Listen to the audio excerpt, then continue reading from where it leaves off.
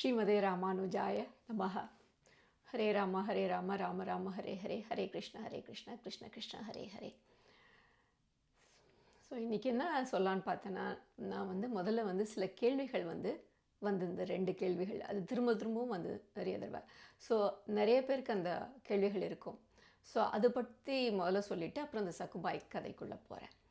So இந்த முதல் கேள்வி என்னென்னா, சில பேர்லாம் சொல்லியிருக்காங்க, எனக்கு என்னோடய குடும்பத்தில் நான் மட்டும்தான் இந்த ஆன்மீக பாதையில் போயின்ட்டுருக்கேன், ஸோ அதனால் எனக்கு பல சங்கடங்கள் இருக்குது அப்படின்ட்டு சொல்லியிருக்காங்க.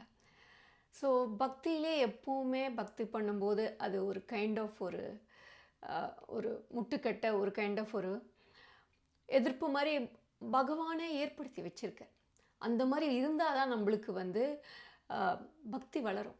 அப்போ தான் அந்த உள்ளுக்குள்ளே இருந்து அந்த வைராக்கியம் வளரும்.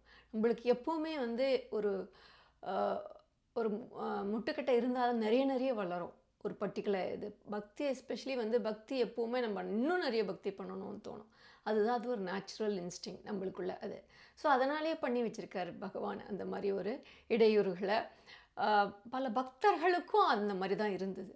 சந்த் துக்காராம் மகாராஷ்டிராவில் இருந்தார். அவர் பண்டரிபுர பாண்டுரங்க பக்தர். அவருக்கு அவருடைய மனைவியே பல இடைஞ்சல்கள் கொடுத்தாங்க. அவங்க ஒத்துழைக்கலை அவரோட பக்திக்கு. ஸோ அவர் பல இடையூறுகளை ஃபேஸ் பண்ணார். அப்புறம் தியாகராஜ சுவாமிகள், அவர் கூட பிறந்தவரே அவருக்கு பல கஷ்டங்களை கொடுத்தார். ஸோ இதெல்லாம் ரொம்ப நார்மல் தான் ஒரு பக்தி பண்ணும்போது ஒரு குடும்பத்தில். ஸோ நம்ம அதை அக்செப்ட் பண்ணிவிட்டு அதை பொருட்படுத்தாமல் மேலும் மேலும் பக்தி பண்ணணும். என்னோடய வாழ்க்கையில் நான் இதெல்லாம் அனுபவிச்சிருக்கேன். இதெல்லாம் தாண்டி தான் நானும் வந்திருக்கேன். ஸோ எனக்கு என்ன தோணுச்சுன்னா, மேலும் மேலும் நான் படியில் அந்த ஆன்மீக வளர்ச்சி அடைய எனக்கு தோணுச்சு, அந்த மாதிரி இடையூறுகள்னால தான் நான் வளர்ந்தேன். அது இல்லைன்னா நான் வளர்ந்துருக்க முடியாது அப்படின்னு தோணுச்சு. அதுக்கு நன்றி.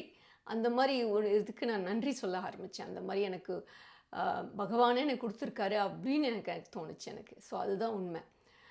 அப்புறம் இன்னும் என்னென்னா, இப்போ நம்மளால் உறக்க சொல்ல முடியலைன்னா நாம ஜபம் உறக்க. ஏன்னா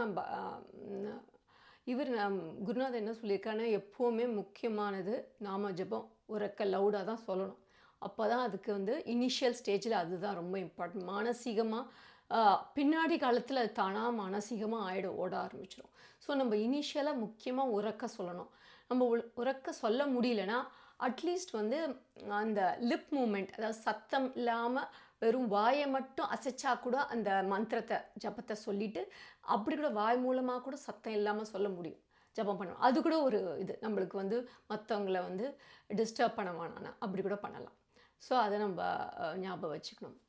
அப்புறம் இன்னொரு கேள்வி என்னென்னா, சில பேர் என்ன சொன்னாங்க, எனக்கு நான் ஒர்க்கிங், எனக்கு ஆஃபீஸ் பூஜை வேலைலாம் பண்ண முடிய மாட்டேது. பூஜை சில நல்ல நாட்கள்லாம் என்னால் பூஜை செலிப்ரேட் பண்ண முடியல. இங்கெல்லாம் யூஎஸ்லலாம் கொஞ்சம் கஷ்டம், லீவ் கிடையாது. அந்த மாதிரிலாம் சில பேருக்கு சில கைண்ட் ஆஃப் ப்ராப்ளம்ஸ்லாம் இருக்குது. ஸோ அப்புறம் ஒருத்தர் கேட்டிருந்தார், அந்த மாதிரி எனக்கு வெளியில் நான் ட்ராவல் பண்ணுறேன் நிறைய. எனக்கு ஆகார நியமம் கரெக்டாக அந்த சாப்பாடெல்லாம் நியமமாக ஃபாலோ பண்ண முடியல அப்படின்ட்டு கேட்டுட்ருந்தேன். ஸோ இதெல்லாம் என்னென்னா, நம்ம ஒன்று என்னென்னா, நம்மளால் எவ்வளோ அதை சொல்யூஷன் எதான்னு இருக்கா, நம்மளால் அதை மாற்றிக்க முடியுமா அப்படின்னு ட்ரை பண்ணி பார்க்கலாம். பண்ண முடியலன்னா நம்ம அந்த சுச்சுவேஷனை அக்செப்ட் பண்ணிக்கணும். இது நம்மளுக்கு பகவான் இதை கொடுத்துருக்கார் ஏதோ ஒரு ரீசனுக்கு. சில சமயத்தில் நம்ம சில பாடங்கள் சில கற்றுக்கணும், இந்த ரெடினஸ் வரணும். அந்த ரெடினஸ் வர வரைக்கும் நம்மளை அந்த சுச்சுவேஷன்லேயே வச்சுருப்பார் பகவான். ஸோ அது வர வரைக்கும் நம்ம இந்த சுச்சுவேஷனில் இருக்கா, இந்த சுச்சுவேஷன் இது மாறும் கண்டிப்பாக, அப்படி நம்ம இன்னும் பக்தி பண்ண முடியுன்ற அந்த நம்பிக்கையிலே இருக்கணும். நம்ம அதை பற்றி ரொம்ப கவலைப்படக்கூடாது. ஏன்னா அந்த நாமங்கிறதே ஒரு கற்பக விருஷம். குருநாதர் நிறைய தடவை சொல்லியிருக்கு. அது நம்மளுக்கு என்ன தேவையோ எப்போ தேவையோ கரெக்டாக கொண்டு கொடுத்துரும். கரெக்ட் பாதையில் நம்மளை செலுத்திவிடும். அதுக்கு அந்த பவர் இருக்குது. ஸோ நம்ம அந்த நாம ஜபம் பண்ணுறதுனால நம்மளுக்கு அந்த நாமத்தை நம்பின்னு இருக்கணும். நம்மளுக்கு அது கரெக்டாக நம்ம வாழ்க்கையை எப்போ மாற்றணுமோ மாற்றும். என் வாழ்க்கையிலே பல திடீர் மாற்றங்களை அது கொண்டு வந்திருக்கு. சொல்ல முடியாது. ஆஃபீஸ், வீட்டில் 2 இடத்துலையும் எனக்கு பல மாற்றங்கள். ஸோ அதனால் நம்ம அந்த அந்த நம்பிக்கை வச்சுட்டு நம்ம பாட்டம் வந்து மாறும், இதுவும் கடந்து போகும், இதுவும் மாறும்னு சொல்லிட்டு நம்ம பாட்டம் நம்ம ஜபத்தை பண்ணிவிட்டு மற்ற வீட்டு வேலைகள்லாம் பண்ணிகிட்டே இருக்கலாம். ஸோ அதுதான் அந்த 2 கேள்விகள். அப்புறம் என்னென்னா கதை, சக்குபாய் கதை. இந்த சக்குபாய் கதை நிறைய பேருக்கு தெரிஞ்சிருக்கும். ஏன்னா அந்த காலத்தில் வந்த ஒரு படம், ரொம்ப பழைய படம். நானே சின்ன வயசில் பார்க்கும்போது அது ரொம்ப பழைய படம். ஆனால் அந்த காலத்து சாமி படங்கள்லாம் நல்லாயிருக்கும். ஸோ அதில் வந்து என்ன கதைன்னா, இது வந்து மகாராஷ்டிராவில் பண்டரிப்பூர் கிட்ட நடந்த கதை இது. வந்து ஒரு குடும்பம் வந்து நல்ல பக்தி நிறைஞ்ச குடும்பம். அதில் சக்குபாய்னு ஒரு பெண் இருக்கா. அவள் வந்து சின்ன வயசுலேயே ஒரு ஒரு பெரியவர் வந்து அவளுக்கு விட்டல நாமத்தை சொல்லி கொடுத்துறா. விட்டலா விட்டலா சொல்லுன்னுட்டு அவளும் சதா விட்டலா சொல்லிகிட்டு இருக்கா. அப்போ வந்து அவளுக்கு கல்யாணம் ஆகி சத்தாரா அந்த சைடில் எங்கேயோ இன்னொரு கிராமத்தில் போய் வாழ வேண்டியிருக்கு அவளுக்கு. அங்கே வந்து அந்த குடும்பத்தில் வந்து அவளுக்கு நிறைய வேலை, மாமியார் மாமனார்லாம் இருக்காங்க. அவகிட்ட வந்து யாரும் ரொம்ப அன்பாக யாரும் இல்லை. காத்தாலேருந்து அவளுக்கு வேலை இருக்குது கண்டினியூஸாக. ஸோ ஆனால் அவள் எதுக்குமே சலிக்காமல் கஷ்டப்படாமல் அதை பொருட்படுத்தாமல் சதா விட்டல நாமத்தை விடாமல் சொல்லிகிட்டே இருக்கா. விட்டல நாமம் சொல்லிகிட்டே வேலையை பண்ணுறான். அப்படி தான் அவள் பண்ணுறா. அவள் ரொம்ப பக்தி அவளுக்கு பாண்டுரங்கன் மேலே. அப்போ வந்து அந்த வழியாக வந்து பண்டரிபுரம் போகிற பக்தர்கள்லாம் அவங்க கிராமத்து வழியாக போகிறாங்க. அப்போ வந்து அவங்கெல்லாம் பஜனைலாம் பாடுறாங்க. அவளுக்கு ரொம்ப தண்ணி எடுக்க ஒரு நாள் போகிறா நதிக்கரைக்கு. அப்போ பார்க்குறா இந்த பக்தர்களை. அப்போ வந்து அவங்களோட சேர்ந்து அவளும் பஜனை பண்ணுறா. அவள் சொல்கிறா, அவங்க சொல்கிறா, நீ என் கூட வாங்க, நம்ம எல்லாருமே பண்டரிபுரம் போகலாம், அப்படி நாங்கள்லாம் போகிறோம் அப்படின்னு சக்குபாய் கிட்ட சொல்கிறாங்க. சரி, சக்குபாயும் சொல்கிறேன் நான் வரேன்னுட்டு.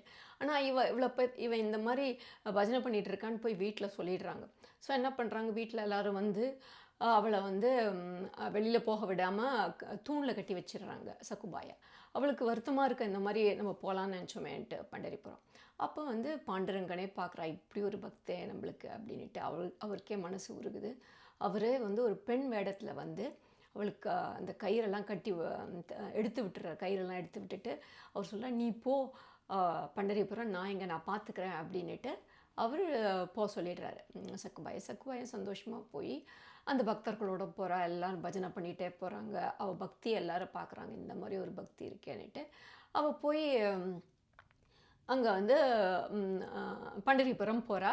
அங்கே வந்து பாண்டுரங்கனை பார்த்து உருகி பஜனை பண்ணி அப்படியே திருவடியிலே விழுந்துடுறா பாண்டுரங்கன். அவளுக்கு ஏதோலாம் இதாகுது. பட் ஆனால் ருக்மிணி தேவி வந்து என்ன பண்ணுறா, அவளை வந்து காப்பாற்றிடுறா. அவளை காப்பாற்றிட்டு நீ திருப்பி வந்து ஊருக்கு போயிடுன்னு சொல்லிட்டு ருக்மிணி தேவி சொல்லிடுறா சக்குபாய். அதுக்குள்ளே எங்கள் வீட்டில் வந்து என்ன பண்ணா, இந்த பாண்டுரங்கன் வந்து சக்குபாய் வேஷம் போட்டுக்கிறார். சக்குபாய் மாதிரி வந்து அந்த வீட்டு வேலைங்க எல்லா வேலையும் சக்குபாய் செஞ்ச வேலை எல்லாம் செய்கிறார். எல்லாருக்கும் சாப்பாடு எல்லாம் ரொம்ப நல்லா இருக்கு. அவங்க எல்லாருக்கும் ஒரு ஒரு டிஃப்ரெண்ட்டாக இருக்குது.